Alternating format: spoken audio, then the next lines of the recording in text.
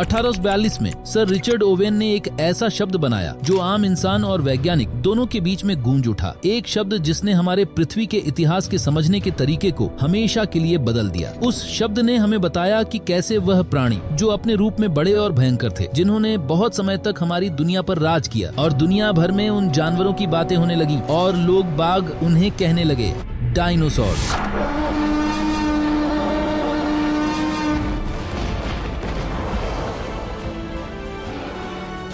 हमारे जमाने से बहुत पहले बड़े जानवर धरती पर घूमते थे और ये थे डायनासोर्स, जंगल के प्राचीन शासक जो अपने लंबी गर्दन से पत्ते चबाते और कुछ तेज शिकारी थे जो अपने तीखे दांत से शिकार करते थे। उस वक्त जमीन उनके कदमों से कांप रही थी और आसमान उनके धमाकेदार राजों से गूंज रहा था। हमारे सामने जब डायनासोर्स की बात होती है या कभी क्लास में हमें उनके बारे में पढ़ाया जाता है तो सबसे पहले हमारा दिमाग उनकी तस्वीरें बनाना शुरू कर देता है, जिसमें एक विशाल जानवर है जो किसी को भी अपने विशाल पैरों के नीचे कुचल सकता है। साथ ही साथ उसके काफी पैने या नुकीले दांत होते हैं जिससे वो किसी भी चीज का नामोनिशान मिटा सकता है।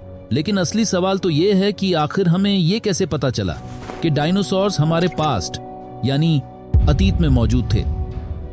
1676 में एक बुद्धिमान और जिज्ञासा से भरा हुआ एक इंसान जिनका नाम था रेवरेंड रॉबर्ट प्लॉट, इन्होंने एक ऐसी अद्भुत खोज की जिसमें एक बड़ी और रहस्यमय हड्डी जमीन के अंदर दफन थी और उनको हम फॉसिल्स कहते हैं, जो कि प्रिजर्व्ड रिमेन्स होते हैं किसी भी एनिमल या प्लांट्स के। उन्होंने उसके बारे में लिखा कि यह एक बड़े प्रकार के इंसान की हड्डी है जो हमसे लाखों साल पहले इस धरती पर रहते थे। कुछ साल बाद वो हड्डियां खुद ब खुद गायब हो गई, लेकिन उनका नक्शा यानी कि ड्राइंग्स बनी हुई थी। उस नक्शे के आधार पर दूसरे पेलियोंटोलॉजिस्ट यानी वो लोग जो फॉसिल्स के जरिए हमारी पृथ्वी के इतिहास को पढ़ते और समझते हैं, उन्होंने ये अनुमान किया कि ये हड्डियां एक जायंट रेप्टाइल की हो सकती हैं और उन्होंने उसको नाम दिया मेगलोसॉरस। और इसी प्रकार मेगलोसॉरस ही पहला डायनासोर बना जिसको साइंटिफिकली डिस्क्राइब्ड किया गया। जैसे जैसे साल बीतते गए इनके बारे में और डिस्कवरीज होती रही।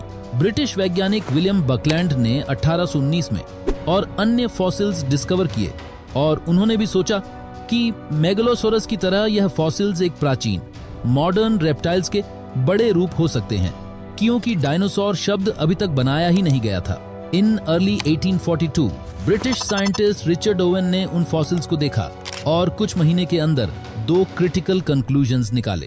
पहला ये कि ये फॉसिल्स एक जैसे प्राणियों के हो सकते हैं और दूसरा ये कि ये प्राणी आज के प्राणियों से बिल्कुल अलग थे और उन्होंने उनको नाम दिया डायनासोर्स।